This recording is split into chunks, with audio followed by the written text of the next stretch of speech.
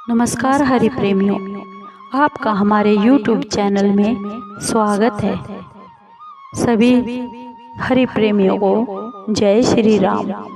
आज हम आपके लिए लेकर आए हैं श्री तुलसी कृत रामायण जी से श्री सुंदर कांड का संपूर्ण पाठ, जो सरल और हिंदी भाषा में है, जिसे आप आसानी से कर सकते हैं। उससे पहले अगर आप हमारे YouTube चैनल पर नए हैं तो प्लीज़ चैनल को सब्सक्राइब कीजिए और बेल आइकॉन को ज़रूर दबाइए ताकि आप तक हमारे सारे नोटिफिकेशन पहुंच सके। हरि प्रेमियों, आपका एक सब्सक्राइब भी हमारे लिए बेहद मायने रखता है।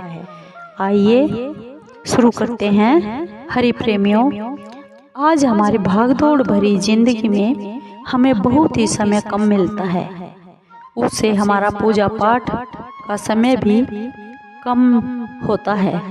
उसके लिए हम आपके लिए पहली बार श्री राम भक्त तुलसीदास जी कृत चौपाइयों को सरल और हिंदी भाषा में पहली बार आपके सामने लेकर आए हैं, जिससे समय अभाव के कारण आप सुंदर कांड का पाठ सुन सकते हैं। आपने हर रोज अगर ये सुंदर कांड का पाठ सुना तो समझो आपका सुंदर कांड का पाठ हो गया, क्योंकि करने से ज़्यादा सुनने का फल ज़्यादा मिलता है। तो आइए हम शुरू करते हैं सुंदर कांड का पाठ। उससे पहले हम थोड़ा श्री गुरु महाराज जी की स्तुति करते हैं। आइए सब मिलकर करते हैं। गुरुर् ब्रह्मा गुरुर्विष्णु गुरुर्देव महेश्वरा, गुरुर् साक्षात् परब्रह्म तस्मै श्री गुरुवे नमः। बोलो मेरे श्री गुरु महाराज की जय। बोलो श्री रामचंद्र जी महाराज की जय। बोलो राम भक्त हनुमान की जय। सब संतन की जय। राम भक्त तुलसीदास की जय। ये सुंदरकांड का पाठ शुरू करते हैं। जो शांत नित्य परमाणु से परे मोक्ष रूपी शांति के दायक ब्रह्मा, शिव और शेष जी से निरंतर सेवित, वेदांत से जानने योग्य, सर्वव्यापक, देवताओं के प्रधान, माया से मनुष्य रूपधारी कृपा निधान, रघुवंश में श्रेष्ठ तथा राजाओं के शिरोमणि राम राम नामधारी जगदीश्वर है। हम उनको प्रणाम करते हैं। हे श्री रघुनाथ जी, मैं सत्य कहता हूँ, इस पर भी आप तो अंतर्यामी हैं। मेरे हृदय में कोई अभिलाषा नहीं है। मुझे अपनी पूर्ण भक्ति दीजिए और मन को काम और दोषों से रहित कर दीजिए। अतुल बल के स्थान सुमेरु पर्वत के समान दैदीप्यमान दिव्य देह वाले राक्षस रूपी वन को अग्नि के समान ज्ञानियों के अग्रगण्य संपूर्ण गुणों की खान वानरों के स्वामी श्री रघुनाथ जी के प्रिय भक्त पवन पुत्र ऐसे हनुमान जी को मैं नमस्कार करता हूँ। जामवंत के वचन हनुमान जी के मन को बहुत प्रिय लगे और वे बोले, हे भाइयों, तुम सब दुख सहकर और कंद मूल फल खाकर तब तक मेरी राह देखना, जब तक मैं सीता जी को देखकर लौट ना आऊं। कार्य सिद्ध होना, क्योंकि मुझे विशेष आनंद आ रहा है। ऐसा कहकर सबको मस्तक नवाकर प्रसन्नता पूर्वक श्री रघुनाथ जी का हृदय में ध्यान करके हनुमान जी चले। समुद्र के तट पर एक सुंदर पर्वत था। उस पर खेल में ही कूदकर हनुमान जी चढ़ गए। महाबलवान हनुमान जी बारंबार श्री रघुनाथ जी का स्मरण कर बड़े वेग से उछले। जिस पर्वत पर पांव रखकर हनुमान जी कूदे, वह तुरंत पाताल लोक में चला गया। जैसे श्री रघुनाथ जी का अमोघ बाण छूटता है, वैसे ही हनुमान जी चले। समुद्र ने हनुमान जी को श्री रघुनाथ जी का दूत जानकर मैनाक से कहा, तुम उनकी थकावट को दूर करने वाले बन जाओ। इंद्र ने जिस दिन हाथ में वज्र लेकर सब पर्वतों के पंख काट डाले थे, उस दिन पवन देव ने तुम्हारी सहायता की थी। तुम्हें उड़ाकर जिसने छिपा दिया, अब उन्हीं के पुत्र लंका को जाते हैं, अतः उनकी सहायता करनी चाहिए।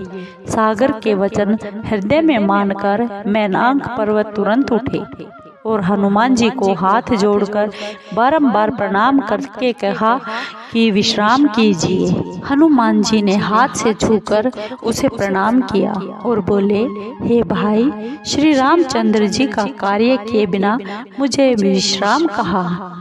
देवताओं ने हनुमान जी को जाते हुए देखा तो उनके विशेष बल एवं बुद्धि को जानने के लिए सुरसा नामक सांपों की माता को भेजा। उसने हनुमान जी के पास आकर यह बात कही, आज देवताओं ने मुझे अच्छा भोजन दिया है। यह सुनकर हनुमान जी हंसकर बोले, श्री राम जी का कार्य करके लौट जाऊं और सीता जी की खबर प्रभु को सुना दूं, तब आकर तुम्हारे मुख में बैठूंगा। हे माता, सच कहता हूँ, मुझे जाने दो। जब किसी भी उपाय से न जाने दिया, तब हनुमान जी ने कहा, अच्छा, तुम मुझे खा क्यों नहीं लेती। जब उसने योजन भर का मुख फैलाया, तब हनुमान जी ने अपने शरीर को दुगना कर लिया। उसने 16 योजन का मुख किया तो हनुमान जी तुरंत 32 योजन के हो गए। सुरसा ने जैसे जैसे बदन बढ़ाया, उसने दूना रूप हनुमान जी ने दिखाया। जब सुरसा ने 100 योजन का मुख किया, तब हनुमान जी ने बहुत छोटा सा रूप धारण कर लिया और सुरसा के मुख में घुसकर फिर तुरंत बाहर आ गए और सिर नवाकर विदा मांगी। तब सुरसा बोली, मुझे देवताओं ने जिसके लिए भेजा था, सो मैंने तुम्हारी बुद्धि और बल का सब भेद जान लिया है। बोलो सियावर रामचंद्र की जय। तुम बड़े बलवान और बुद्धिमान हो, श्री रामचंद्र जी के सब कार्य करोगे, यह आशीर्वाद देकर वह चली गई। तब हनुमान जी प्रसन्न होकर चले। समुद्र में एक राक्षसी रहती थी। वह माया करके आकाश में उड़ते हुए पक्षियों को पकड़ लेती थी। जीव जंतु आकाश में उड़ते थे, उनकी परछाई जल में देखकर वह माया से पकड़ लेती थी, जिसे वे उड़ नहीं सकते थे। ऐसे यह सदैव आकाशचारियों को खाया करती थी। वही कपट हनुमान जी से किया तो हनुमान जी ने उसे पहचान लिया और उसे मारकर पवन पुत्र धीर बुद्धि हनुमान जी समुद्र के पार जा पहुँचे। वहां जाकर वन की शोभा देखी। शहद के लोभ से भौरे गुंजार कर रहे थे। नाना भांति के वृक्ष फल फूलों से सुशोभित हैं। पक्षी व पशुओं के झुंड देखकर हनुमान जी के मन को सुहावने लगे। आगे बड़ा भारी पर्वत देखकर उस पर हनुमान जी कूद कर चढ़ गए। हे पार्वती, इसमें हनुमान जी की कुछ बड़ाई नहीं है। यह सब प्रभु का प्रताप है, जो काल को भी खा लेता है। प्रभु पर चढ़कर हनुमान जी ने लंका देखी। बहुत बड़े किले का वर्णन नहीं किया जा सकता है। वह कोट बहुत ऊंचा है, चारों ओर समुद्र है। सोने के कंगूरे बहुत चमकीले हैं। सोने का परकोट रंग बिरंगी मणियों से जड़ा हुआ है। घर बहुत सुंदर है। चौराहे, बाजार, अच्छी सड़कें और गलियों से सुशोभित नगर बहुत उत्तम रीति से बसा हुआ है। हाथी, घोड़े, खच्चरों के झुंड तथा पैदल और रथों को कौन गिन सकता है। बहुत प्रकार के रूप वाले महाबली राक्षसों की सेना का वर्णन करते नहीं बनता। वन, बाग, बगीचे, फुलवाड़ी, तालाब, कुएं और बावड़ी शोभायमान है। मनुष्य, नाग और गंधर्व कन्याएं अपने रूप से मुनियों के चित्त को मोह लेती है। कहीं पर्वत के समान देह वाले महाबलवान मल्ल गरज रहे हैं और अनेक अखाड़ों में बहुत भांति से लड़ रहे हैं तथा एक दूसरे को ललकार रहे हैं। भयंकर देह वाले योद्धाओं के दल बड़ी सावधानी से नगर के चारों ओर पहरा दे रहे हैं। कहीं राक्षस भैंसे, मनुष्य, गायें, गधे और बकरे भक्षण कर रहे हैं। तुलसीदास जी ने इनकी कथा बहुत थोड़ी सी कही है, क्योंकि यह श्री राम जी के बाण रूपी तीर्थ में देह छोड़ अवश्य मोक्ष पाएंगे। बहुत से पहरेदारों को देखकर हनुमान जी ने मन में विचारा कि बहुत छोटा सा रूप धारण कर रात्रि के समय नगर में प्रवेश करूं। हनुमान जी मच्छर के समान रूप धारण कर मनुष्यों में सिंह रूप श्री राम जी का स्मरण करके लंका में चले। वहां लंकिनी नाम की एक राक्षसी रहती थी। वह बोली, तू मेरा निरादर करके कहाँ जाता है? हे सठ, तू मेरा भेद जानता है कि सब चोर ही मेरे आहार हैं। कपि ने उसके एक घूंसा मारा, जिसे वह रुधिर वमन करती हुई लुढ़क गई। फिर संभल कर लंकिनी उठी और हाथ जोड़ शंका सहित प्रार्थना करने लगी। रावण को जब ब्रह्मा जी ने वर दिया था, तब चलते समय उन्होंने मुझे यह पहचान बतलाई थी, जब तू बंदर की मार से विकल हो जाए तो जान लेना अब राक्षसों का संहार होने वाला है।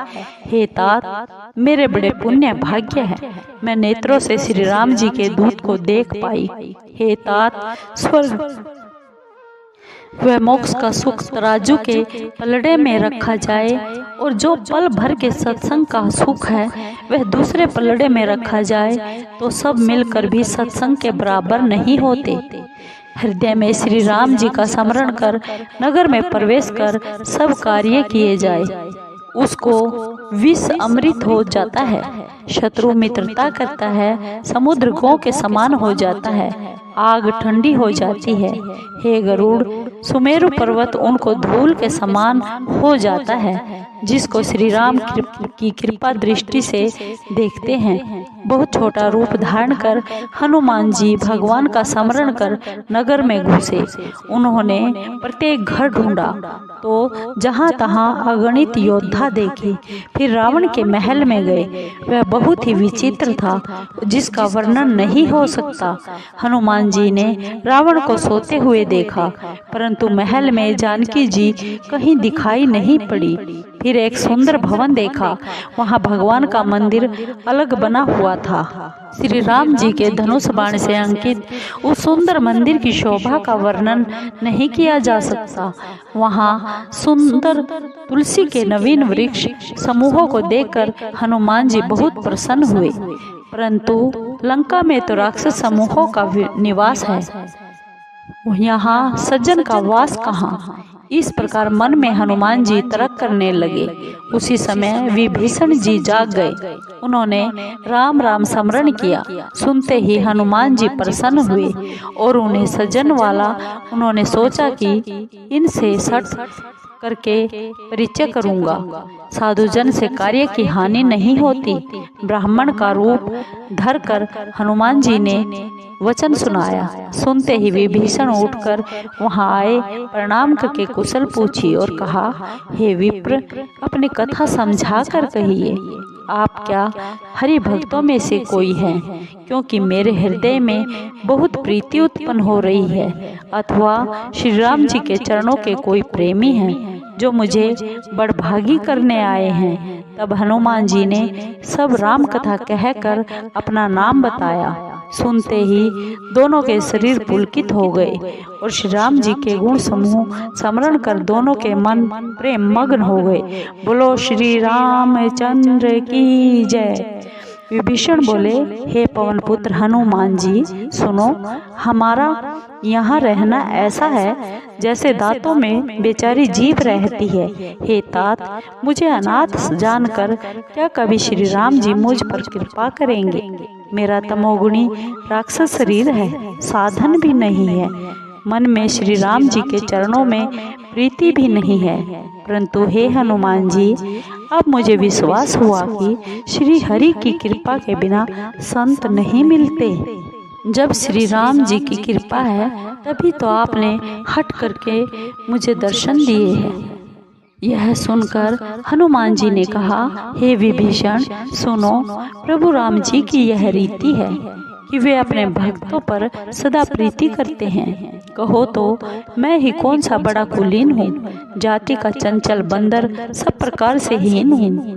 प्रातःकाल जो मेरा नाम लेवे तो उसे भोजन भी न मिले, हे मित्र सुनो, ऐसा तो मैं अधम हूँ, किंतु मुझ पर श्री रघुनाथ जी ने कृपा की है। प्रभु के गुणों को स्मरण कर दोनों की आंखों में आंसू भर आए। जो जानबूझकर ऐसे स्वामी को भूल जाते हैं, वे मनुष्य दुखी क्यों ना हो। इस भांति श्री रामचंद्र जी के गुणों को कहते हुए दोनों ने अनिर्वचनीय विश्राम पाया। फिर विभीषण ने वह कथा कही जिस प्रकार जानकी जी वहाँ रहती थी। तब हनुमान जी ने कहा, हे भाई सुनो, मैं माता जानकी को देखना चाहता हूँ। विभीषण ने सब युक्ति सुनाई। तब हनुमान जी विदा मांग कर चले। फिर वही रूप धर कर वहां गए जहां अशोक वन में सीता जी रहती थी। हनुमान जी ने सीता जी को देख मन ही मन प्रणाम किया। वहां बैठे बैठे रात बीती जाती है, देह दुर्बल हो रही है, सिर पर जटाओं की बैनी है, हृदय में श्री राम जी के गुणों को जप कर रही है। सीता जी अपने चरणों की ओर टकटकी लगाकर देख रही है और मन श्री राम जी के श्री चरणों में लगा हुआ है। जानकी जी को दीन देखकर हनुमान जी बहुत दुखी हुए।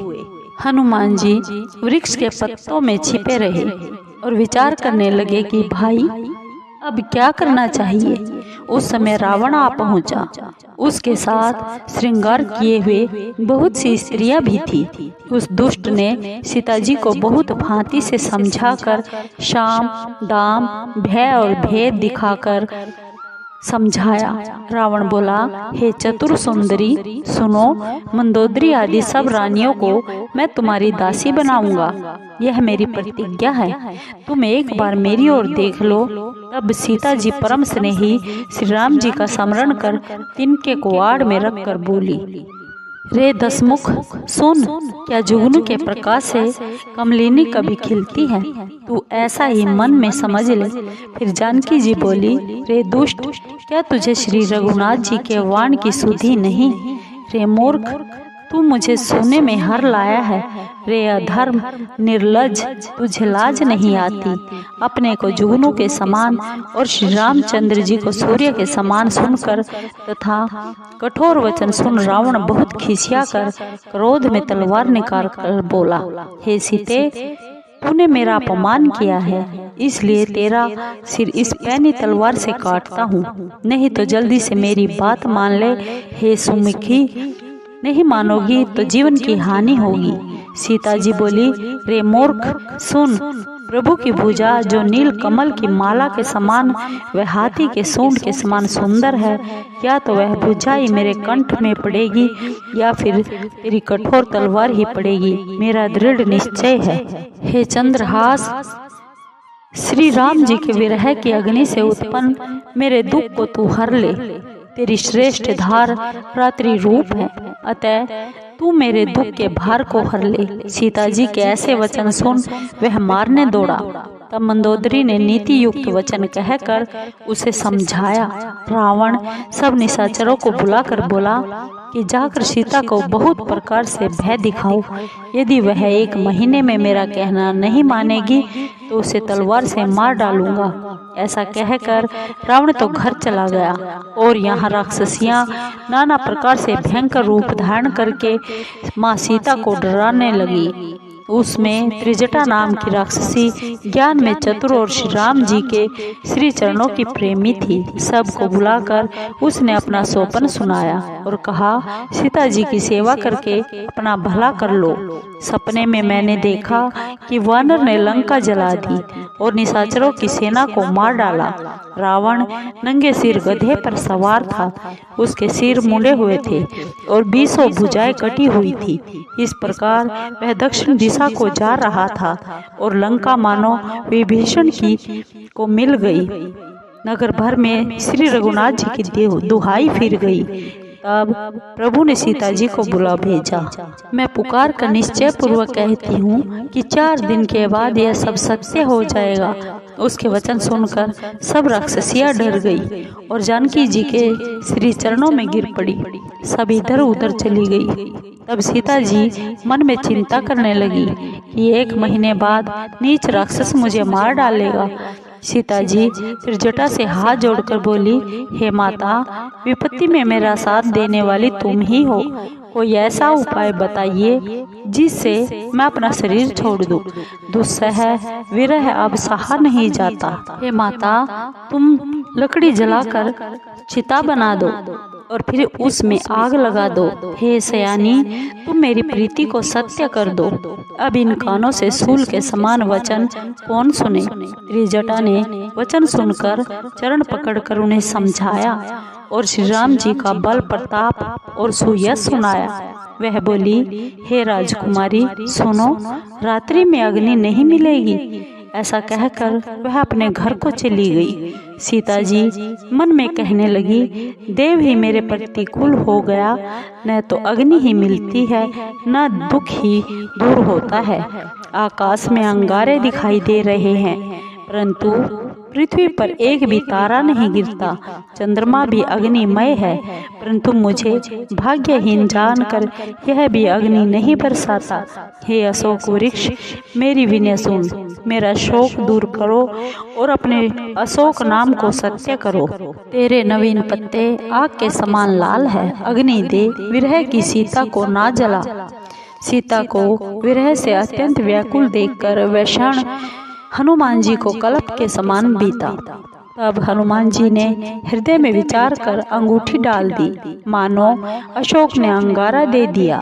सीता जी ने प्रसन्न होकर उसे उठा लिया। तब सीता जी ने राम नाम से अंकित मनोहर मुद्रिका देखी। सीता जी चकित होकर उसे देखने लगी और पहचान कर हर्ष एवं शोक से हृदय में व्याकुल हो गई। वे सोचने लगी, श्री रघुनाथ जी तो अजय है, उन्हें कौन जीत सकता है और माया से भी ऐसी मुद्रिका नहीं बन सकती। सीता जी मन में नाना प्रकार के विचार कर रही थी। उसी समय हनुमान जी मधुर वचन में बोले। वे श्री राम जी के गुणों का गान करने लगे, जिन्हें सुनते ही सीता जी के दुख दूर हो गए। वह मन और कान लगाकर सुनने लगी। वह हनुमान जी ने शुरू से सब कथा सुना दी। सीता जी बोली, जिसने कानों को अमृत रूपी यह कथा कही है, हे भाई, वह सामने क्यों नहीं आता। हनुमान जी निकट गए तो उन्हें देख सीता जी ने मुंह फेर लिया। उनके मन में आश्चर्य हुआ। हनुमान जी ने कहा, हे माता सीता जी, करुणामय की सच्ची सौगंध खा कर कहता हूँ कि मैं श्री राम जी का ही दूत हूँ और यह मुद्रिका मैं ही लाया हूँ। श्री राम जी ने पहचान के लिए यह तुमको चिन्ह रूप में दी है। सीता जी ने पूछा, मनुष्य और बंदरों का साथ कैसे हुआ। तब वह कथा हनुमान जी ने कहकर सुनाई कि इस प्रकार साथ हुआ। हनुमान जी के ऐसे प्रेम भरे वचन सुनकर सीता जी के हृदय में विश्वास हो गया। उन्होंने जान लिया कि यह मन वचन कर्म से कृपा सिंधु श्री राम जी का सेवक है। हरि भक्त जानकर मन में बड़ी प्रीति हुई, नेत्रों में जल भर आया और शरीर पुलकित हो गया। सीता जी बोली, हे हनुमान, वियोग रूपी समुद्र में गोते खाती मुझको तुम नाव रूप हो गए। अब सुखधाम प्रभु की कुशल कहो, मैं बलिहारी जाऊं। भाई सहित हर के शत्रु श्री राम जी को कोमल हृदय और दयालु है। हे तात, फिर किस कारण से यह निष्ठुरता धारण कर ली है। अपने सेवक को सुख देना तो उनका स्वाभाविक आदत है। क्या वे कभी मेरी याद भी करते हैं। हे तात, क्या कभी उनके कोमल श्याम शरीर को देखकर मेरे नेत्र शीतल होंगे। मुख से वचन नहीं आता, नेत्रों में जल भर आ गया। हा नाथ, आपने मुझे बिल्कुल ही भुला दिया। सीता जी को विरह से व्याकुल देखकर हनुमान जी सुंदर और विनय युक्त वचन बोले, हे माता, कृपा निधान प्रभु लक्ष्मण जी सहित कुशल से है, परंतु वे आपके वियोग में बड़े दुखी हैं। हे माता, मन को छोटा ना करिए, उनके हृदय में आपसे दूना प्रेम है। हे माता, अब श्री रघुनाथ जी का संदेश धैर्य पूर्वक सुनिए। ऐसा कहकर हनुमान जी गदगद हो गए और उनकी आंखों से प्रेम आंसू भर गए। हनुमान जी बोले, श्री राम जी ने कहा है कि हे सीते, तुम्हारे वियोग में मुझे सब वस्तुएं विपरीत हो गई है। वृक्षों के नए पत्ते अग्नि के समान, रात्रिकाल के समान और चंद्रमा सूर्य के समान तथा कमल वन भालों के वन के समान हो गए हैं। बादल मानो गर्म तेल बरसाते हैं और जो हितैषी थे वे पीड़ा देने वाले हो गए हैं। त्रिविध वायु सांप ही फुसकार के समान हो गई है। कहने से दुख कम नहीं हो जाता है, परंतु किससे कहूँ, यह दुख कोई जान नहीं सकता। मेरे और तुम्हारे प्रेम का तत्व केवल एक मेरा मन ही जानता है। सो वह मेरा मन सदा तुम्हारे पास रहता है। मेरे प्रेम का सार इतने में ही जान लेना। श्री राम जी का संदेश सुन सीता जी प्रेम में मगन हो गई। उन्हें शरीर की भी सुधि नहीं रही। हनुमान जी कहने लगे, हे माता, सेवक को सुख देने वाले श्री रामचंद्र जी का स्मरण करके हृदय में धैर्य धरो। उनकी प्रभुत्व को हृदय में रख मेरे वचनों को सुन व्याकुलता छोड़ दो। राक्षसों के समूह पतंगों के तुल्य हैं और श्री रघुनाथ जी के बाण अग्नि के समान हैं। अतः हे माता, राक्षसों को भस्म हुआ जानकर हृदय में धीरज धरो। हे माता, यदि श्री रघुनाथ जी ने खबर पाई होती तो वे कदापि देर नहीं करते। राम रूपी सूर्य उदय होने पर राक्षसों की सेना रूपी अंधकार कहाँ रह सकता है। हे माता, मैं आपको अभी लेवा ले चलूं, परंतु प्रभु की शपथ है कि उनकी ऐसी आज्ञा नहीं है। अतः हे माता, कुछ दिन और धैर्य धरो। वानरों के सहित श्री रघुनाथ जी यहाँ आएंगे और राक्षसों को मार कर आपको ले जाएंगे। उनका यश नारद आदि तीनों लोकों में गाएंगे। सीता जी बोली, हे पुत्र, सब बंदर तुम्हारे ही समान छोटे होंगे और राक्षस तो बड़े ही बलवान होते हैं। अतः मेरे मन में बड़ी शंका है। यह सुन हनुमान जी ने अपना स्वरूप प्रकट किया। सुमेरु पर्वत के आकार का युद्ध में बड़ा ही डरावना और बलवान शरीर था। तब सीता जी के मन में भरोसा हुआ। हनुमान जी ने फिर वही छोटा रूप धारण कर लिया और बोले, हे माता सुनो, बंदरों में बुद्धि बल अधिक नहीं होता, परंतु प्रभु के प्रताप से छोटा सा सांप भी गरुड़ को खा सकता है। भक्ति, प्रताप, तेज और बल से भरे वचन सुनकर सीता जी के मन में संतोष हुआ। हनुमान जी को श्री रामचंद्र जी का प्रिय जानकर सीता जी ने आशीर्वाद दिया कि हे तात, तुम बल एवं बुद्धि के भंडार हो। तुम्हें बुढ़ापा न आए तथा अजर अमर गुण निधान हो। श्री रघुनाथ जी तुम पर सदा कृपा करे। श्री राम जी सदा कृपा करे। ऐसा कानों में से सुनकर हनुमान जी के प्रेम में मगन हो गए। बारंबार सीता जी के चरणों में सिर नवाकर कपि हाथ जोड़कर बोले, हे माता, अब मैं कृतार्थ हो गया। आपका आशीर्वाद अटल है, यह बात प्रसिद्ध है। हे माता सुनो, वृक्षों में सुंदर फल लगे देख मुझे बहुत बड़ी भूख लगी है। सीता जी बोली, हे पुत्र, इस बगीचे की रक्षा बड़े ही बलवान राक्षस योद्धा करते हैं। हनुमान जी ने कहा, हे माता, यदि आप मन में सुख माने तो मुझे उसका भी डर नहीं है। जानकी जी ने हनुमान जी को बुद्धि और बल में निपुण देखकर कहा, हे तात, जाओ श्री रघुनाथ जी के चरणों को हृदय में रख मीठे फल खाओ। वे सीता जी को सिर नवाकर बाग में घुसे और फलों को खाकर वृक्षों को तोड़ने लगे। वहाँ बहुत से योद्धा रक्षक थे।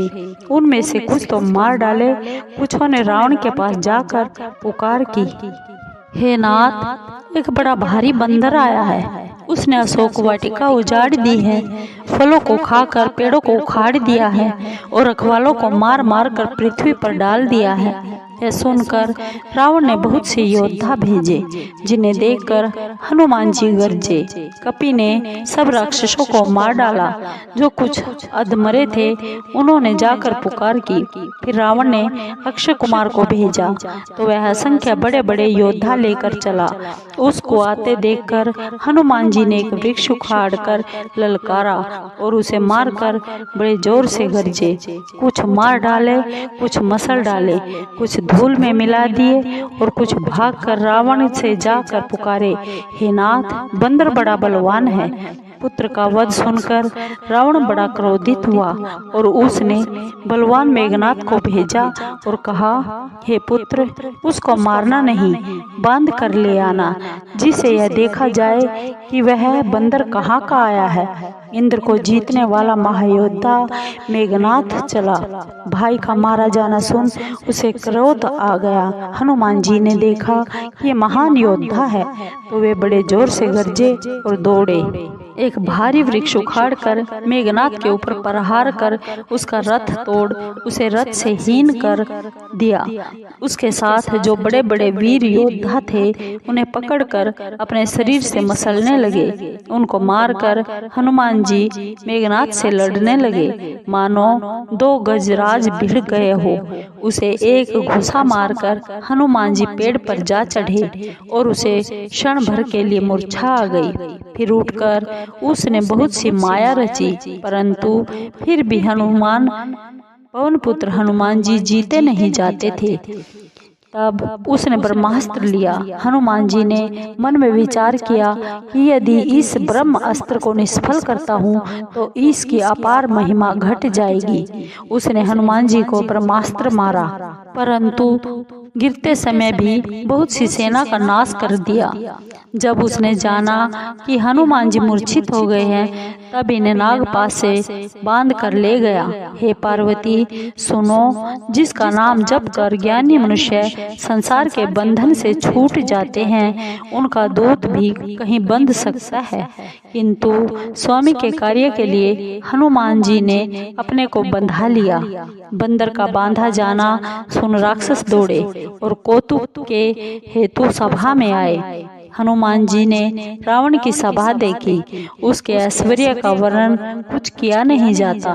दिग्पाल हाथ जोड़े हुए नम्र भाव से खड़े हैं और डरते हुए सब रावण की भ्रकुटी देख रहे हैं। ऐसे वैभव को देखकर भी हनुमान जी के हृदय में तनिक भी शंका ना हुई, जैसे सर्पों में गरुड़ निशंक रहता है।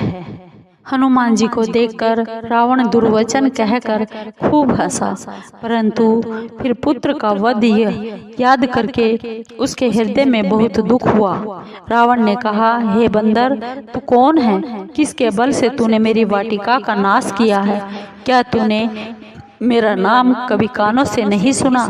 हे मूर्ख, तू बड़ा निडर दिखाई देता है। तूने किस अपराध से राक्षसों को मारा? रे मूर्ख, क्या तुझे प्राणों का भय नहीं? हनुमान जी बोले, हे रावण, सुन, जिस पर ब्रह्मा के बल से माया अनेक ब्रह्मांडों की रचना कर डालती है, जिसके बल से ब्रह्मा, विष्णु और महेश तीनों संसार को रचते, पालते और नाश करते हैं, और जिसके बल से शेष जी जंगलों और पर्वतों सहित पृथ्वी को सिर पर धारण करते हैं, जिस ईश्वर ने देवताओं की रक्षा के लिए और तुम्हारे जैसे दुष्टों को दंड देने के लिए नाना प्रकार के रूप धारण किए, जिसने शिवजी के कठोर धनुष को तोड़ा और सब राजाओं के घमंड का नाश कर दिया है, और जिसने खरदूषण, त्रिशरा, बाली आदि बड़े बड़े योद्धाओं का वध कर डाला, जिसके बल के लेस मात्र से तूने सब चराचर विश्व को जीत लिया, जिसकी प्यारी स्त्री को तू चुरा लाया है, मैं उन्हीं का दूत हूँ। तुम्हारी प्रभुता को मैं जानता हूँ। तुम सहस्त्र बाहु से लड़े थे और बाली के साथ युद्ध करके तो तुम्हें बड़ा यश प्राप्त हुआ था। हनुमान जी के ऐसे वचन सुनकर रावण ने हंसकर टाल दिया। हे स्वामी, मुझे भूख लगी थी, इसलिए फल मैंने खाए हैं और वानरी स्वभाव से वृक्षों को तोड़ा है। हे दैत्यराज, अपना शरीर सबको प्रिय होता है। कुमार्गी राक्षस मुझे मारने लगे। जिन राक्षसों ने मुझे मारा उनको मैंने भी मारा। इस पर तुम्हारा पुत्र मेघनाथ मुझे बांध कर लाया है। मुझको अपने बांधे जाने की लाज नहीं है। मैं अपने प्रभु का कार्य करना चाहता हूँ। हे रावण, मैं हाथ जोड़कर तुमसे विनती करता हूँ कि अभिमान को छोड़कर मेरी शिक्षा को सुनो। तुम अपने कुल को विचार कर देखो और भक्त भयहारी को भजो, जो देवता, दानव और संसार के सब चराचर को खा जाता है। वह काल भी जिसके डर से डरता है, उससे कभी शत्रुता न करो और मेरे कहने से जानकी जी को लौटा दो। खर के शत्रु श्री राम जी प्रणतपाल तथा दया के समुद्र है। शरण में जाने पर तुम्हारे अपराध को भूलकर तुमको अपनी शरण में ले लेंगे। तुम श्री राम जी के चरण कमलों को ध्यान में धारण करो और लंका में अटल राज्य करो। पुलस्त ऋषि का यश निर्मल चंद्रमा है, उसमें तुम कलंक मत बनो। अहंकार व अज्ञान को छोड़कर हृदय में विचार कर देखो कि बिना राम के वाणी शोभा नहीं पाती। हे देव शत्रु, सुंदर स्त्री अनेक आभूषणों से सुसज्जित होने पर भी बिना वस्त्रों के शोभा नहीं पाती। श्री राम जी से विमुख होकर यश, ऐश्वर्य और संपत्ति पाई हुई भी जाती रहेगी और ना पाने के समान है। जिन नदियों में सोता नहीं होता उनका जल वर्षा के होने के बाद सूख जाता है। हे रावण, सुनो, मैं प्रतिज्ञा करता हूँ कि श्री राम जी से विमुख मनुष्य का रक्षक कोई नहीं है। हजारों शंकर, विष्णु और ब्रह्मा जी भी श्री रामचंद्र जी के शत्रु तुम्हारी रक्षा ना कर सकेंगे। जो अभिमान मोह की जड़ और बहुत से दुखों को देने वाला है, उसे तुम त्याग दो और कृपा सिंधु रघुकुल के स्वामी श्री रामचंद्र जी का भजन करो। यद्यपि हनुमान जी ने भक्ति, ज्ञान और वैराग्य से भरी हुई भलाई की बात कही, तो भी अभिमानी रावण हंसकर कहने लगा कि यह बंदर तो मुझे बड़ा ज्ञानी गुरु मिला है। हे दुष्ट, तेरी मृत्यु निकट आ गई है और तू उपदेश देने चला है। हनुमान जी बोले, उसका उल्टा होगा, अर्थात तेरी मौत निकट आ गई है। तुझे मति भ्रम हो गया है, ऐसा प्रत्यक्ष ज्ञात होता है। हनुमान जी के वचन सुन रावण बहुत क्रोधित होकर बोला, इस मूर्ख के प्राण ही क्यों नहीं ले लेते। यह सुनकर राक्षस मारने दौड़े।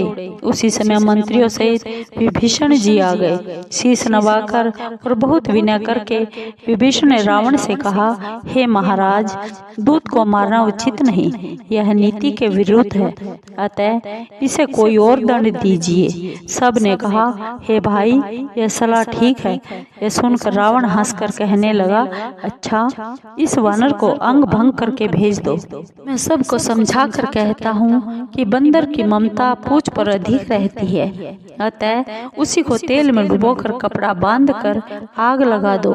यह पूंछहीन होकर वहाँ जाएगा, तब यह मूर्ख अपने स्वामी को लेकर यहाँ आवेगा, जिनकी इसने बहुत ही बड़ाई की है। मैं उनकी प्रभुता देखना चाहता हूँ। यह वचन सुनकर हनुमान जी मन में मुस्कुराए कि मुझे ज्ञात होता है सरस्वती जी ने सहायता की है। रावण के वचन सुन मूर्ख निशाचर वही तैयारी करने लगे। लंका में वस्त्र, घी और तेल नहीं रहा और वीर हनुमान जी ने यह खेल किया, पूंछ बढ़ा ली। नगर के लोग तमाशा देखने आए। वे हनुमान जी को लात घूंसे मारते और हंसी करते। ढोल बज रहे हैं, सब तालियां पीट रहे हैं। हनुमान जी को सारी लंका में घुसाकर पूंछ में आग लगा दी। आग लगी देखकर हनुमान जी ने तुरंत ही बहुत छोटा शरीर कर लिया और कूदकर सोने की अटारियों पर चढ़ गए। देखकर निशाचरों की स्त्रियां डर गई। भगवान की प्रेरणा से उस समय 49 पवन चलने लगे। तब हनुमान जी अट्टहास करके गरजे और बढ़कर आकाश से जा मिले। शरीर बहुत बड़ा था परंतु हल्का था। वे एक भवन से दूसरे भवन पर दौड़कर चढ़ जाते हैं। लंका जल रही है, उसमें करोड़ों कराल लपटें निकल रही हैं, जिससे लोग बेहाल हो गए। हा बाप, हा माता पुकार रहे हैं। इस समय हमें कौन बचाएगा? हमने पहले ही कहा था कि यह बंदर नहीं है, कोई देवता है, बंदर का रूप धर कर आया है। महात्माओं का अपमान करने का फल ऐसा ही होता है। अनाथ के नगर के समान नगर जल रहा है। महावीर जी ने एक क्षण में सारे नगर को जला दिया, केवल एक विभीषण का घर नहीं जला। शिव जी कहते हैं, हे पार्वती, हनुमान जी तो उन्हीं के दूत हैं जिन्होंने अग्नि को बनाया है, इसी कारण वे जले नहीं। हनुमान जी ने सारी लंका को उलट पलट कर जलाया और फिर समुद्र में कूद पड़े।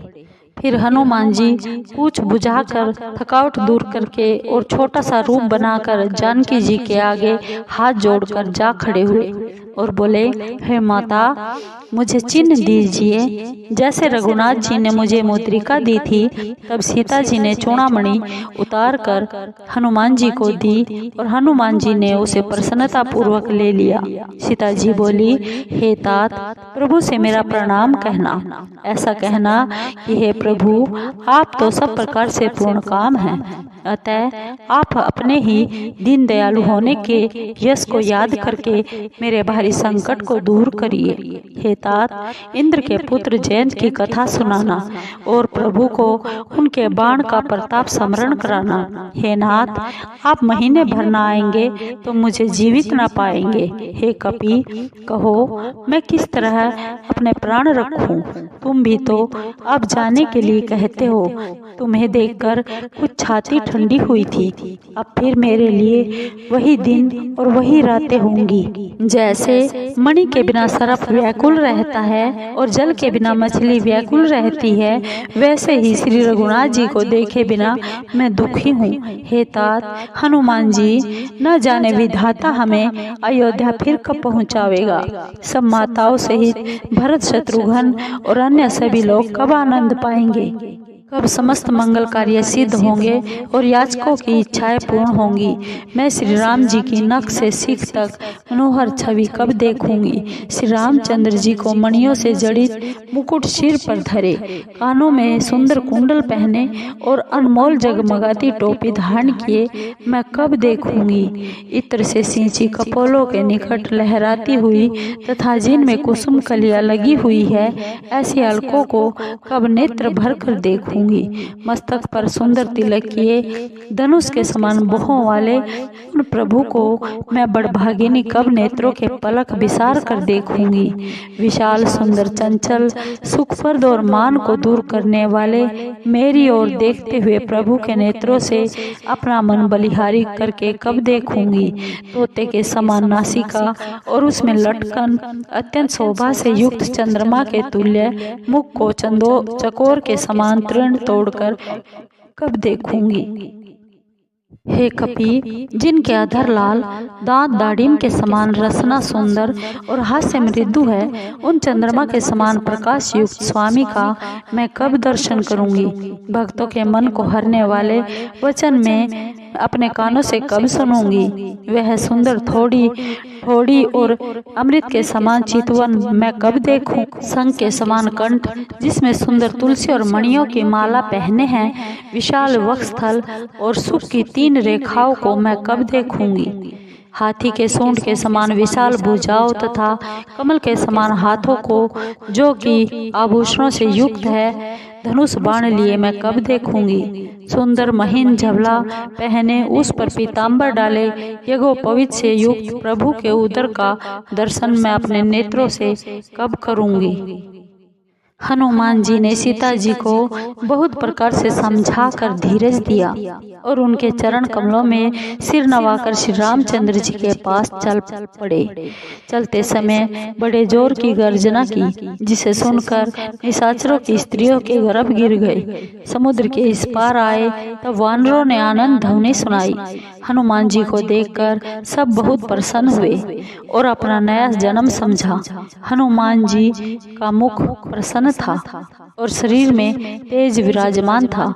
उसे देखकर वे जान गए कि यह श्री रामचंद्र जी का कार्य कराए हैं। सब बड़ी प्रसन्नता से सुखी होकर मिले, जैसे तड़पती हुई मछली को पानी मिल जाए। सब वानर प्रसन्न हो नई नई कथाएं कहते और नवीन इतिहास पूछते हुए श्री रघुनाथ जी के पास चले। तब वानर मधुवन के भीतर आए और अंगद की सम्मति से मीठे फल खाए। जब रखवाले मना करने लगे तो मारे मुक्कों के उन्हें भगा दिया। उन सब ने जाकर पुकारा कि युवराज अंगद ने वन उजाड़ डाला। यह सुनकर सुग्रीव हर्षित हुए कि वानर प्रभु का कार्य कराए हैं। यदि सीता जी की खबर ना मिली होती तो वे मधुवन के फल कैसे खा सकते थे। राजा सुग्रीव इस प्रकार मन में विचार कर रहे थे कि सब वानरों का समाज वहां आ गया। सबने आकर चरणों में शीश नवाया। तब वानरराज सबसे बड़े प्रेम से मिले। सुग्रीव ने कुशल पूछी तो वानरों ने कहा, आपके चरणों के दर्शन से ही कुशल है। श्री राम जी की कृपा से विशेष कार्य बना है। हे नाथ, हनुमान जी ने कार्य पूरा किया और सब वानरों के प्राण बचाए। यह सुनकर सुग्रीव फिर हनुमान जी से मिले और वानरों सहित श्री रघुनाथ जी के पास चले। श्री रामचंद्र जी ने जब वानरों को आते हुए देखा तो जो कार्य पूर्ण होने से बड़े प्रसन्नचित्त थे। दोनों भाई स्फटिक शिला पर बैठे हुए थे। तब वानर जाकर उनके चरणों में गिर गए। करुणानिधान श्री रघुनाथ जी सब वानरों से प्रीति पूर्वक मिले और कुशल पूछी। तब वानरों ने कहा, हे नाथ, आपके चरण कमलों को देखने से सब कुशल है। जामवंत ने कहा, हे श्री रघुनाथ जी सुनिए, जिस पर आप कृपा करते हैं उसका भला होता ही है और सदा कुशल बनी ही रहती है। सुर नर मुनि सब उन पर प्रसन्न रहते हैं। वहीं विजय विनयी और वही गुणों का समुद्र है। उसी का उज्जवल यश तीनों लोकों में प्रसिद्ध है। हे नाथ, आपकी कृपा से सब काम पूर्ण हो गया और हमारा जन्म सफल हो गया। हे नाथ, हनुमान जी ने जो कार्य किया है वह हजारों मुखों से भी वर्णन नहीं किया जा सकता। जामवंत ने हनुमान जी के मनोहर चरित्र श्री रघुनाथ जी को सुनाए। सुनकर कृपा निधान के मन को वे बहुत प्रिय लगे और उन्होंने हनुमान जी को प्रसन्न हो फिर हृदय से लगा लिया और बोले, हे तात, जानकी जी किस प्रकार अपने प्राणों की रक्षा करती है।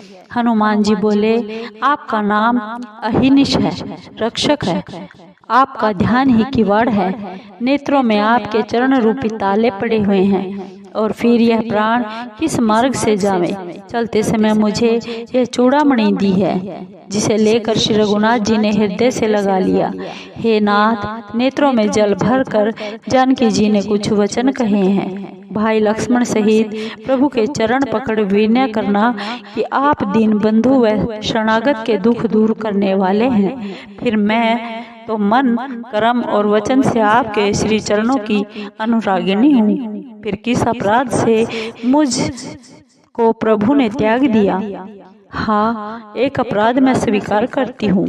आपके बिछुड़ते ही मेरे प्राण नहीं चले गए। हे नाथ, यह अपराध तो नेत्रों का है जो प्राणों के निकलने में हट करके बाधा करते हैं। वियोग अग्नि है, शरीर रूही है, श्वास वायु है, क्षण भर में शरीर जल सकता है, पर नेत्र अपने हितार्थ आपके दर्शन की आशा से जल बरसाते हैं, जिससे विरहाग्नि में भी शरीर जल नहीं पाता। हे करुणा निधान, सीता जी की विपत्ति बहुत बड़ी है।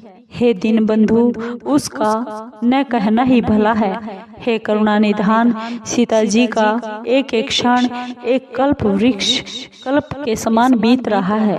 हे प्रभु, आप जल्दी चलकर अपनी भुजाओं के बल से इन दुष्टों के बल का नाश करके सीता जी को ले आइए। सीता जी का दुख सुनकर सुख के धाम श्री राम जी के कमल नेत्रों में जल भर आया। वे बोले, मन कर्म वचन से जिन्हें मेरा ही भरोसा है, क्या उन्हें सपने में भी दुख हो सकता है। हनुमान जी ने कहा, हे नाथ, विपत्ति तब ही है जब आपके भजन का स्मरण ना हो।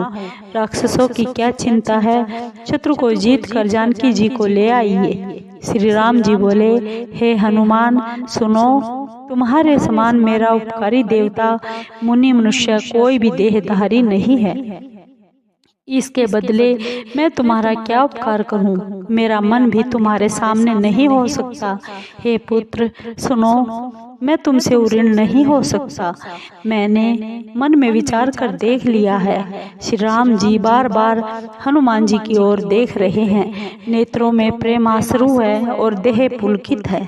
प्रभु के वचन सुनकर उनका मुख तथा पुलकित अंग देखकर हनुमान जी बहुत प्रसन्न हुए और हे भगवान मेरी रक्षा करो कहते हुए चरणों में गिर पड़े।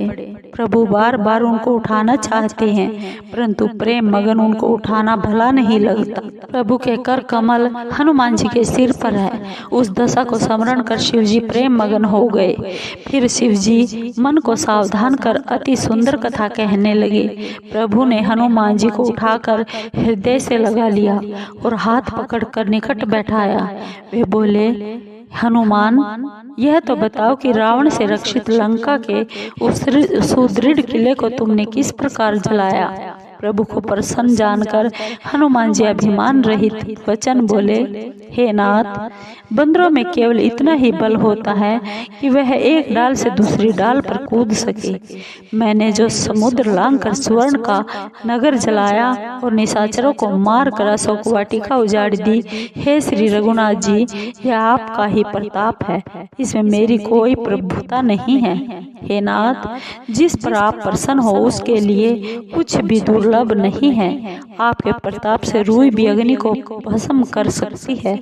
हे नाथ, सब सुखों को देने वाली निश्चल भक्ति मुझे कृपा करके दीजिए। हे पार्वती, हनुमान जी की अत्यंत सरल वाणी सुनकर प्रभु ने एवं मस्तु कहा, हे पार्वती, जिन्होंने श्री राम जी का स्वभाव जान लिया उन्हें भजन छोड़कर दूसरी कोई वस्तु अच्छी नहीं लगती।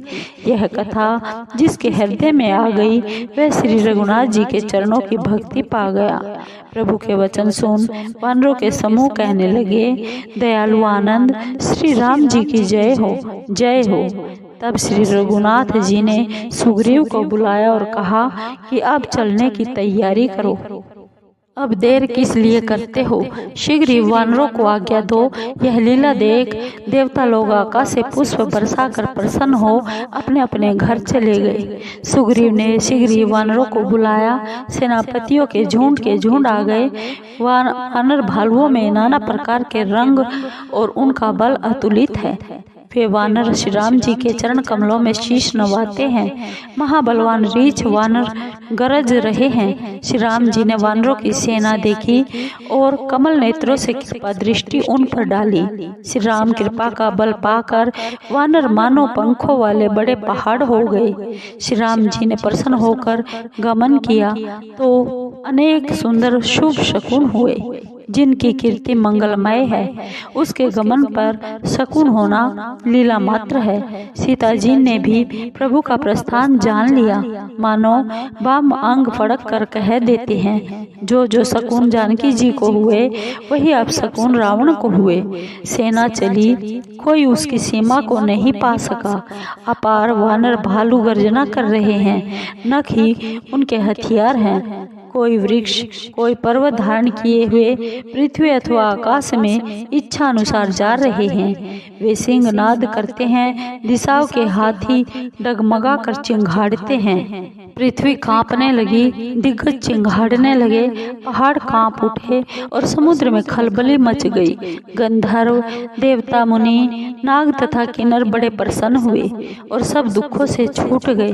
करोड़ों बलवान बंदर इधर उधर गर्जना करते हुए भागने लगे। वे सब, हे प्रबल प्रताप वाले कौशलाधीश श्री राम जी, आपकी जय हो, ऐसा कहकर गुणानुवाद करने लगे। शेषनाग जी उस अपार भार को सह नहीं सकते, इसी कारण बार बार मोहित हो जाते हैं और इसी कारण वे कछुए की कठोर पीठ को बार बार अपने दांतों से पकड़ते हैं। ऐसा करते हुए वे ऐसी शोभा देते हैं मानो श्री राम जी के गमन को परम सुंदर जानकर सरफराज उनकी अटल एवं पावन कथा को कछुए की पीठ पर अपने दांतों से खोद रहे हैं। इस प्रकार कृपा सिंधु श्री राम जी जाकर समुद्र के किनारे उतरे और बलवान वानर व रीछ योद्धा इधर उधर फल खाने लगे। वह लंका में जब हनुमान जी लंका जलाकर गए तब से निशाचर बड़े भयभीत रहने लगे। सब अपने अपने घरों में बैठकर यही विचार करते हैं कि अब निशाचर वंश के बचने का कोई उपाय नहीं है। जिसके दल का बल वर्णन नहीं किया जा सकता। उसके आने पर नगर की क्या भलाई होगी। दूतों द्वारा नगर वासियों के वचन सुनकर मंदोदरी अत्यंत व्याकुल हो गई। एकांत में मंदोदरी पति के चरण छू हाथ जोड़कर नीति युक्त वचन बोली, हे नाथ, श्री राम जी से वैर छोड़ दो और मेरे अति हितकारी वचनों को हृदय में धारण कर लो, जिनके दूत के कार्य का स्मरण करने से निशाचरणियों के गर्भ गिर जाते हैं। हे नाथ, यदि अपनी भलाई चाहो तो मंत्री को बुलाकर उनकी स्त्री को लौटा दो। हे नाथ, आपके कमल रूपी कुल के लिए सीता दुखदायी शीतकाल की रात्रि के समान आई है। अतः हे नाथ सुनो, बिना सीता को लौटाए महादेव जी व ब्रह्मा जी के हित करने पर भी आपकी भलाई नहीं होगी।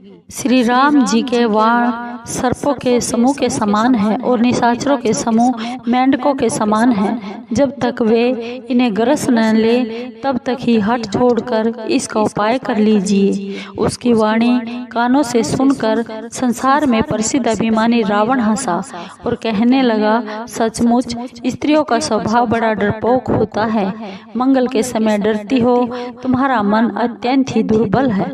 यदि यहाँ वानरों की सेना भी आवे तो बेचारे निशाचर उसे खाकर अपना पेट पालेंगे। इसके डर से दिग्पाल भी कांपते हैं। उसकी स्त्री डरे, यह बड़ी हंसी की बात है। रावण ने ऐसा कहकर उसको हंसकर हृदय से लगा लिया और अत्यंत प्रेम दर्शाकर सभा को चला गया। मंदोदरी हृदय में चिंता करने लगी कि पति पर विधाता विपरीत हो गया। सभा में आकर बैठते ही ऐसी खबर मिली कि बंदरों की सेना समुद्र के उस पार आ गई। तब वह मंत्रियों से पूछने लगा कि उचित सलाह कीजिए। तब वे हंसे और बोले, चुप ही रहिए। जब आपने देवताओं और दैत्यों को जीता था तब ही आपको कुछ परिश्रम नहीं हुआ, तो फिर यह मनुष्य और बंदर किस गिनती में हैं? मंत्री, वैद्य, गुरु यदि ये तीनों भय अथवा लोभ से ठकुर सुहाती करे तो राज्य, शरीर और धर्म इन तीनों का शीघ्र ही नाश हो जाता है। वहीं ठकुर सुहाती रावण के यहाँ सहायता कर रही है। मंत्री सुना सुना कर स्तुति करते हैं। अवसर जानकर विभीषण वहाँ आए। उन्होंने भाई के चरणों में सिर नवाया।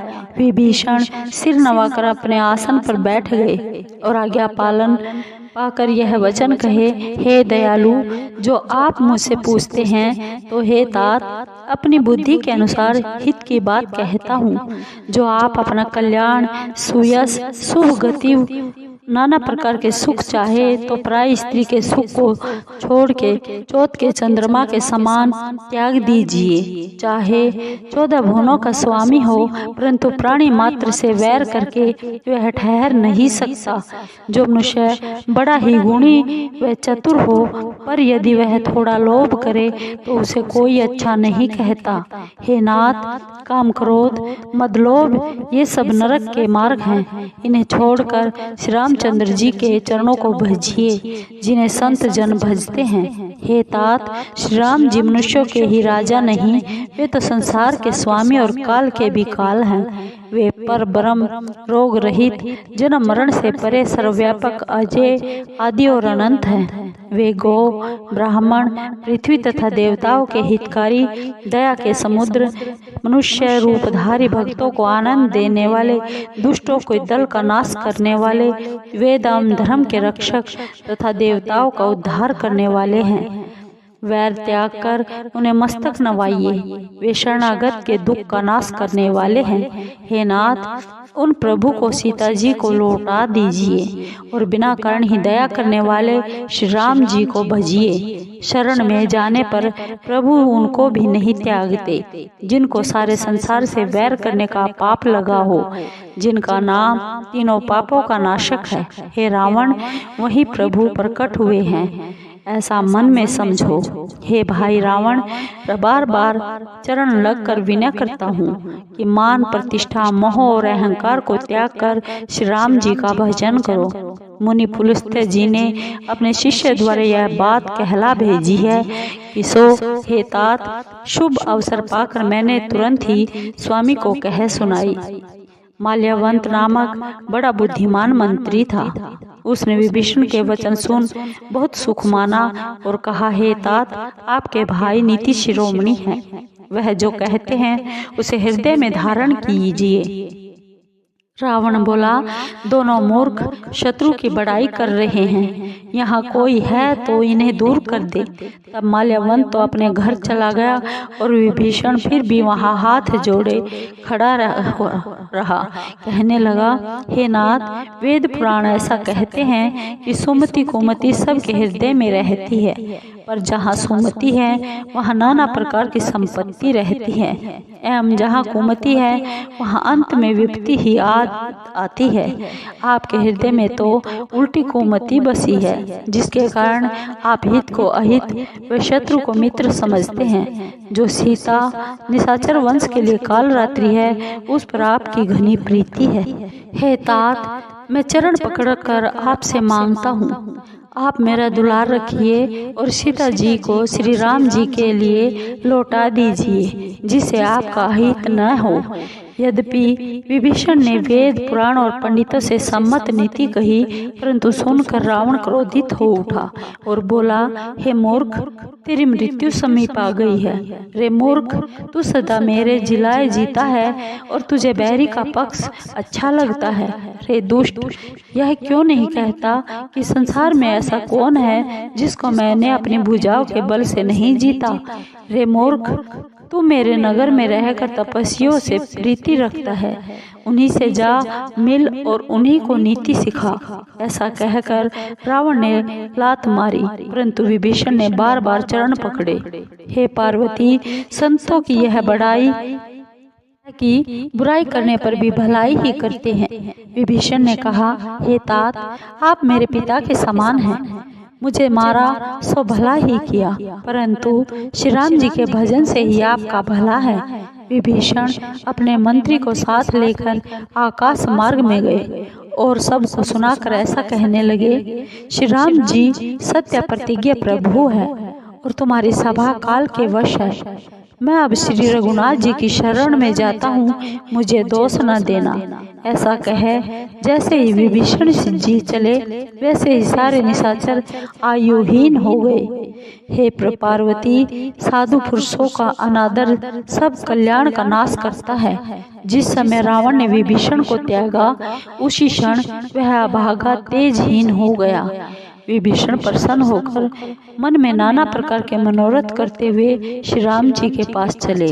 मैं जाकर उन श्री चरणों को देखूंगा जो लाल वर्ण के कोमल और भक्तों को सुख देने वाले हैं, जिनका स्पर्श करके ऋषि पत्नी अहिल्या तर गई, जो दंडक वन को पवित्र करने वाले हैं।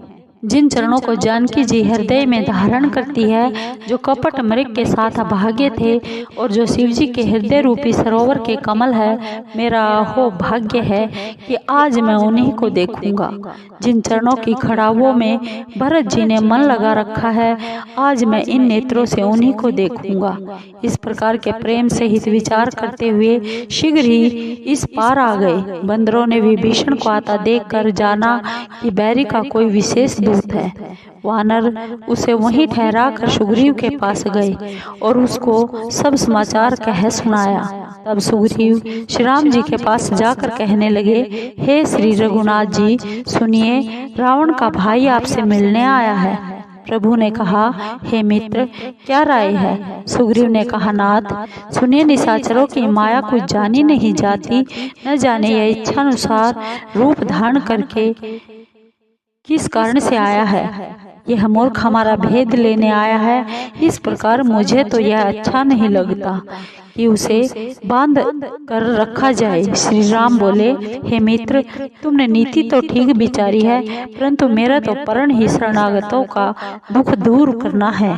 प्रभु के वचन सुनकर हनुमान जी बहुत प्रसन्न हुए कि भगवान कैसे शरणागत वत्सल है। श्री राम जी बोले, जो अपने हित को विचार कर शरणागत को त्याग देते हैं, वे नीच मनुष्य पाप रूप हैं। उनको देखने से भी पाप लगता है। जिनको करोड़ों ब्रह्म हत्याओं का पाप लगा हो, शरण में आने पर मैं उसे भी नहीं त्यागता। जो ही जीव मेरे सम्मुख आते हैं, तो ही उनके करोड़ों जन्मों के पाप नष्ट हो जाते हैं। पापी का यह सहज स्वभाव होता है कि उसको मेरा भजन प्रिय नहीं लगता। यदि वह दुष्ट हृदय होता तो क्या वह मेरे सम्मुख आ सकता था? जो मनुष्य शुद्ध तथा सच्चे हृदय के हैं वे ही मुझे भेजा है, वे ही मुझे प्रिय हैं। कपट और द्वेष भले ही नहीं लगते। हे सुग्रीव, यदि रावण ने उसे भेद लेने भी भेजा है तो कुछ भय व हानि नहीं है, क्योंकि संसार में जितने राक्षस हैं लक्ष्मण जी उन्हें पल भर में मार सकते हैं। और यदि वह डर के मारे मेरी शरण में आया है तो मैं उसे प्राणों के समान रखूंगा। कृपा के धाम श्री राम जी ने हंसकर कहा, दोनों ही स्थिति में उसे लेकर आओ। अब अंगद व हनुमान सहित सब वानर कृपालु श्री राम जी की जय कहते हुए चले। सब बंदर उसे आदर सहित आगे करके वहां चले जहां दया सागर श्री रघुनाथ जी थे। उन्होंने दूर से ही नेत्रों को आनंद कर दान देने वाले दोनों भाइयों को देखा। फिर शोभा के धाम श्री रामचंद्र जी को देखकर वे पलक मारना रोक कर ठिठक कर एकटक देखते रह गए। उनकी लंबी भुजाएं हैं, लाल कमल के समान नेत्र है और श्याम शरीर शरणागत के भय को दूर करने वाला है। सिंह के समान कंधे एवं विशाल हृदय है। मुख की अपार शोभा असंख्य कामदेवों को मोहित करती है। ऐसी मूर्ति को देखकर विभीषण रोमांचित हो गए। नेत्रों में जल भर आया। धीरज धर कर वे बोले, हे देवताओं के रक्षक स्वामी, मेरा जन्म निशाचर वंश में हुआ है और मैं रावण का भाई हूँ। इस राक्षसी शरीर को स्वभाव से ही पाप प्यारा है। जिस प्रकार उल्लू को अंधेरा प्रिय होता है, हे संसार का दुख दूर करने वाले, मैं कानों से आपका सुजस सुनकर आया हूँ। हे शरणागत को सुख देने वाले और दुखहारी श्री रघुनाथ जी, मेरी रक्षा करो, मेरी रक्षा करो। उसे ऐसा कहकर दंडवत करते हुए देख श्री राम जी अत्यंत हर्ष से तुरंत उठे। विभीषण के दीन वचन प्रभु के मन को प्रिय लगे। उन्होंने अपनी विशाल भुजाओं से उन्हें हृदय से लगा लिया। भाई लक्ष्मण सहित मिलकर विभीषण को पास बैठाकर भक्तों के भय को दूर करने वाले श्री राम जी बोले, हे लंकेश, परिवार सहित अपनी कुशल कहो, तुम्हारा निवास बुरे स्थान पर है। हे तात, तुम दुष्टों के साथ निवास करते हो, तुम्हारे धर्म का निर्वाह कैसे होता है?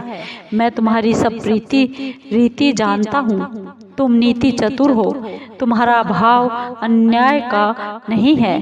हे मित्र, नरक का रहना भला है, परंतु विधाता कभी दुष्ट का साथ ना दे। विभीषण बोले, हे नाथ, अब आपके श्री चरणों के दर्शन से कुशल हूँ, जो आपने दास जानकर मुझ पर दया की है। तब तक जीव को कुशल और स्वप्न में भी आराम नहीं है, जब तक वह शोक के घर को छोड़कर आप श्री राम जी को नहीं भजता।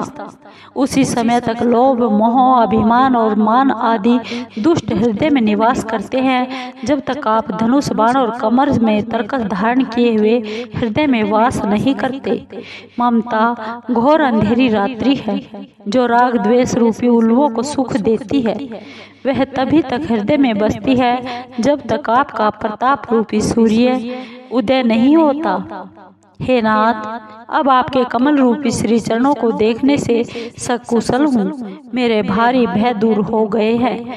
आप जिसके ऊपर दया करते हैं उसे तीनों भव, शूल, दैहिक, दैविक और भौतिक ताप नहीं सताते। मैं निशाचर हूँ, मेरा स्वभाव बड़ा ही नीच है। मैंने कभी शुभ कर्म नहीं किया, परंतु जिन प्रभु का रूप मुनियों के ध्यान में नहीं आया, उसने प्रेम पूर्वक मुझे हृदय से लगाया है। हे कृपा और सुख की राशि श्री रघुनाथ जी, मेरा असीम सौभाग्य है, मैंने ब्रह्मा महादेव जी द्वारा सेवित आपके युगल को नेत्रों से देखा। श्री राम जी बोले, हे मित्र सुनो, मैं अपना स्वभाव कहता हूँ, जिसे कागभूषुंडी जी और श्री महादेव जी व पार्वती जी भी मानते हैं। कोई मनुष्य प्राणी मात्र का वैरी हो, यदि वह डरकर मेरी शरण में आ जाए और मद मोह तथा बल को त्याग दे तो मैं उसे साधु के समान शुद्ध कर देता। माता पिता भाई पुत्र स्त्री शरीर घर मित्र व परिवार इन सभी ममता रूपी धागों को बटकर रस्सी बनावे और उससे मेरे श्री चरणों में अपने मन को बांध दे। जो समदर्शी है, जिनके हृदय में इच्छा हर्ष शोक और भय कुछ भी नहीं है, ऐसे सज्जन मेरे हृदय में किस प्रकार वास करते हैं। जैसे लोभी के हृदय में धन बसता है, तुम्हारे समान संत ही प्रिय है। मैं और किसी के लिए देह धारण नहीं करता। जो सगुण के उपासक है, पराय हित में लगे हुए हैं, नीति में चतुर और नियम में दृढ़ है और जिनका ब्राह्मणों के चरणों में प्रेम है, वे मनुष्य मुझे प्राणों के समान प्यारे हैं। हे लंकेश, सुनो, तुम्हारे अंदर उपरोक्त सभी गुण विद्यमान हैं, इससे तुम बहुत प्रिय हो। श्री राम जी के यह वचन सुनकर सब वानरगण कहने लगे, कृपा सिंधु श्री राम की जय हो। विभीषण प्रभु की वाणी को, जो कानों को अमृत के समान है, सुनकर तृप्त नहीं हुए। वे बारंबार चरण कमलों को पकड़ते हैं, अपार प्रेम हृदय में नहीं समाता। हे चराचर के स्वामी, हे शरणागत रक्षक, हे अंतर्यामी, सुनिए, मेरे हृदय में पहले कुछ इच्छा थी, सो आपके चरणों की प्रीति रूपी नदी में बह गई। हे कृपालु, अब आप अपनी पवित्र भक्ति जो शिवजी के मन को सदैव भली लगती है, मुझे दीजिए। प्रभु ने एवं अस्तु कहकर समुद्र का जल मंगवाया और कहा, हे मित्र, यद्यपि तुम्हें इच्छा नहीं है, परंतु मेरा दर्शन संसार में निष्फल नहीं होता। ऐसा कहकर श्री राम जी ने विभीषण को राज तिलक कर दिया। तब आकाश से अपार पुष्प वृष्टि हुई। रावण की क्रोध अग्नि रूप में जलते हुए विभीषण को अपनी श्वास रूपी प्रचंड वायु से बचाकर श्री राम जी ने अटल राज्य दिया। जो संपदा शिव जी ने रावण को 10 सिरों का बलिदान देने पर दी थी, वही संपदा श्री रघुनाथ जी ने विभीषण को संकोच के साथ दी। ऐसे दयालु प्रभु को छोड़ जो दूसरों का भजन करते हैं, वे बिना पूंछ के सींग के पशु हैं। विभीषण को अपना भक्त जानकर श्री राम जी ने अपना बना लिया। इनका स्वभाव वानर कुल को बहुत भाया। फिर सर्वज्ञ सबके हृदय में बसने वाले, सर्वरूप सबसे रहित उदासीन राक्षस का कुल का नाश करने के लिए मनुष्य रूप धारण करने वाले श्री रामचंद्र जी नीति का पालन करने वाले वचन बोले, हे सुग्रीव, हे विभीषण, सुनो, यह अथाह समुद्र किस प्रकार से पार किया जाए। सर्प, मगर और नाना प्रकार की मछलियों से भरा हुआ यह अथाह समुद्र सब प्रकार से दुरस्त है। तब विभीषण ने कहा, हे श्री रघुनाथ जी, यद्यपि आपके बाण करोड़ों समुद्रों को सोखने वाले हैं, तो भी नीति में ऐसा कहा है, पहले समुद्र से विनय ही की जाए। हे तात, समुद्र आपका कुल गुरु है, यह विचार कर उपाय बतावेगा, तब बिना परिश्रम के ही सब रीछ वानरों की सेना समुद्र के पार उतर जाएगी। राम जी बोले, हे मित्र, तुमने ठीक उपाय बताया। यदि ईश्वर सहायता करे तो सफल होगा, परंतु यह सलाह लक्ष्मण जी को भली नहीं लगी। वे श्री राम जी के यह वचन सुनकर बड़े दुखी हुए। वे बोले, हे नाथ, ईश्वर का कौन भरोसा है, मन में क्रोध कर समुद्र को सुखा दीजिए। ईश्वर तो कायर मनुष्यों का एक सहारा है, आलसी ही सदा देव देव पुकारा करते हैं। यह वचन सुन श्री रघुनाथ जी हंसकर बोले, ऐसा ही करेंगे, मन में धीरज रखो। ऐसा कहकर और भाई को समझाकर श्री रघुनाथ जी समुद्र के पास गए। पहले प्रभु ने जाकर सिर नवाकर प्रणाम किया, फिर किनारे पर कुछ बिछा कर बैठ गए। जो ही विभीषण प्रभु श्री राम जी के पास आए, त्यों ही पीछे से रावण ने दूत भेजे। उन्होंने आकर कपट से वानरों का शरीर धारण कर सब कुछ देखा। वे शरणागत पर स्नेह देखकर श्री राम जी के गुणों की मन ही मन प्रशंसा करने लगे। फिर श्री राम जी का गुणानुवाद स्पष्ट रूप से करने लगे। वे प्रेम में कपट वेश को भूल गए। वानरों ने उन्हें पहचान लिया कि यह शत्रु के दूत हैं और उन्हें बांधकर सुग्रीव के पास ले आए। सुग्रीव बोले, हे वानरों, इन निशाचरों के अंग भंग करके भेजो। ऐसा कहकर वानर दौड़े और उन्हें बांधकर सेना के चारों ओर घुमाया। उन्हें बंदर बहुत प्रकार से मारने लगे। वे दीन वाणी से चिल्लाते थे, परंतु वानर उन्हें नहीं छोड़ते। अंत में बोले, जो जो हमारे नाक कान काटेगा उसे श्री रघुनाथ जी की सौगंध है। और कहा, यह चिट्ठी रावण को देकर उस कुलनाशक से कहना कि लक्ष्मण के शब्दों को बाँचो, और उस मूर्ख से मेरा यह संदेश मुख से कहना कि सीता जी को देकर प्रभु से जा मिल, नहीं तो तेरी मृत्यु निकट आ गई है।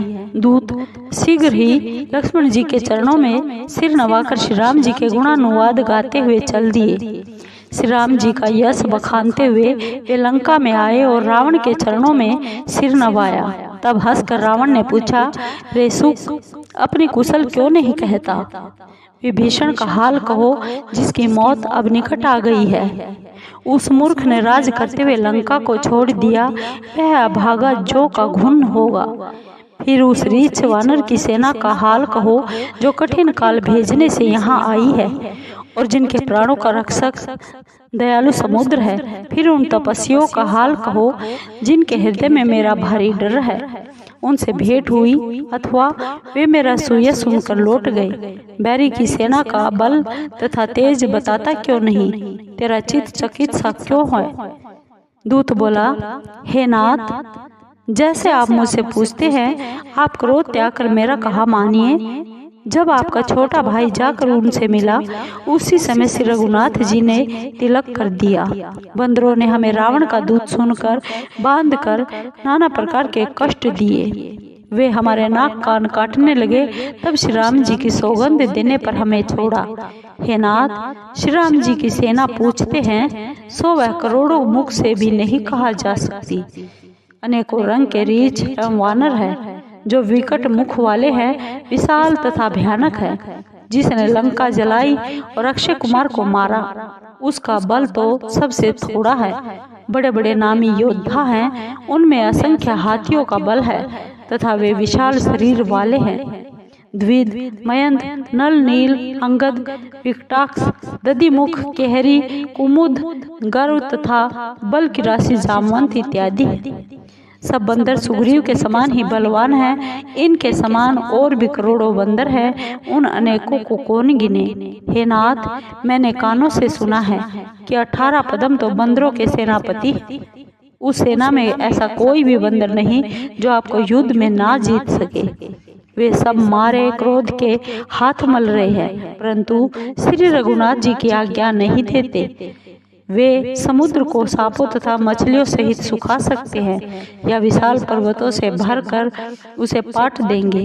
सब वानर ऐसा कहते हैं कि रावण को मसल कर धूल में मिला देंगे। स्वाभाविक ही निडर वानर गर्जना करते हैं तो ऐसा मालूम होता है मानो लंका ग्रसना चाहते हैं। सब बंदर भालू सहज ही रणधीर है और फिर उनके सहायक श्री राम जी है।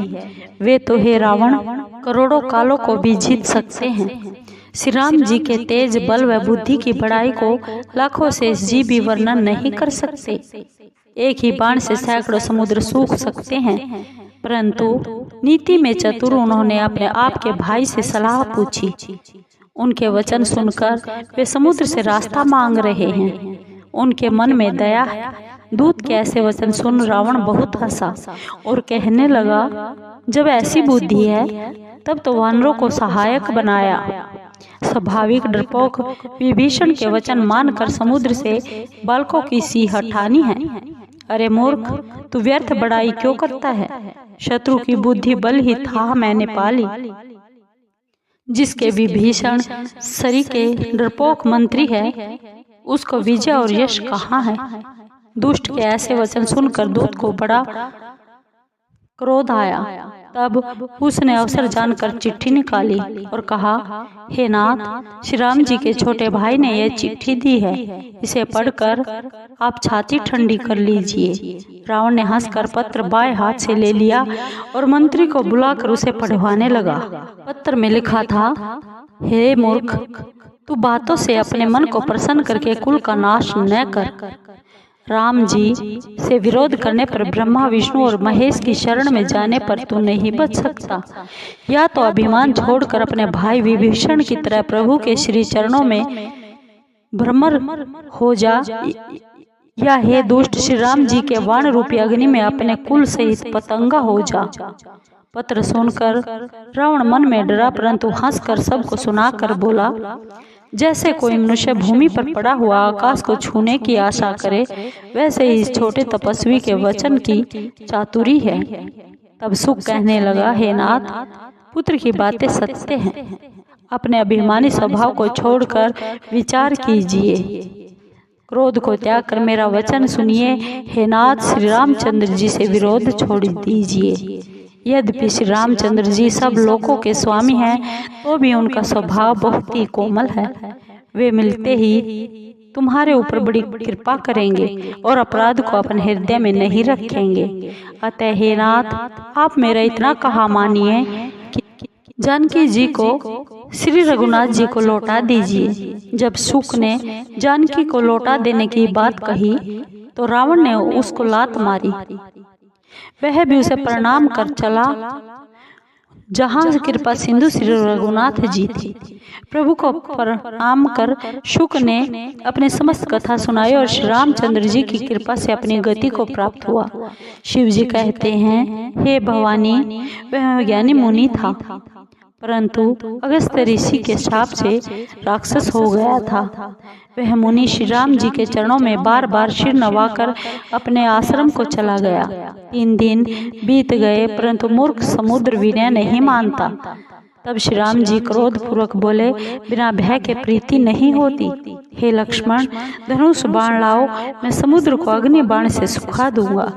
मूर्ख से विनय, छली से प्रीति, स्वभाव से ही कंजूस से सुंदर नीति वर्णन तथा मोह में फंसे हुए मनुष्य को ज्ञान की कथा, अत्यंत लोभी से वैराग्य का वर्णन, क्रोधी से शांति का पाठ और कामी से हरि कथा, इन सब का वैसा ही फल होता है जैसे ऊसर में बीज बोना। ऐसा कहकर श्री रघुनाथ जी ने धनुष चढ़ाया तो यह मत लक्ष्मण जी के मन को भाया। प्रभु ने धनुष पर कठिन बाण रख संधान किया, जिससे समुद्र के हृदय में ज्वाला प्रकट हुई।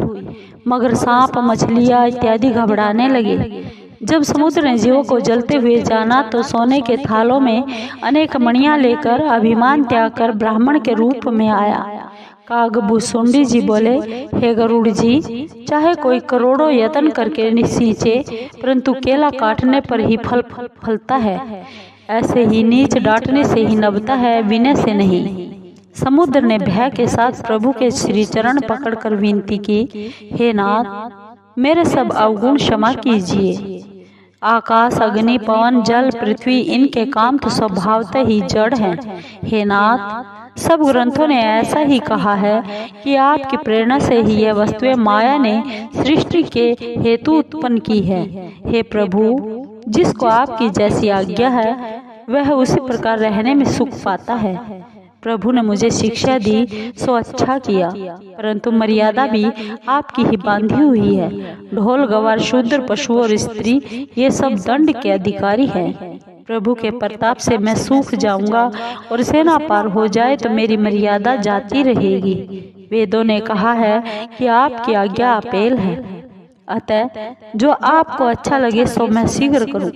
अति विनीत वचन सुनकर कृपालु प्रभु ने हंसकर कहा, हे तात, जिस प्रकार वानरों की सेना पार हो जाए वही उपाय करो। समुद्र बोला, हे नाथ, नल व नील 2 वानर भाई हैं। उन्होंने बचपन में ऋषि से यह आशीर्वाद पाया था कि उनके छूने से भारी पर्वत भी आपके प्रताप से समुद्र में तैरने लगेंगे। मैं भी आपके प्रताप को हृदय में रखकर अपने बल के अनुसार सहायता करूंगा।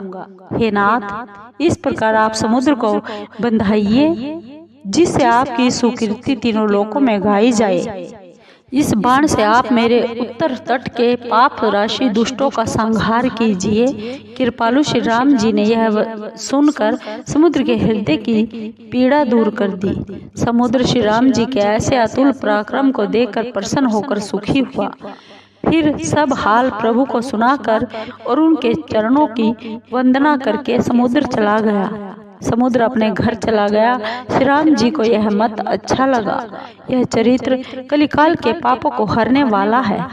जैसा कि तुलसीदास जी ने गाया है, श्री रघुनाथ जी गुण समूह और सुख के धाम और संशय व दुख के नाशक है।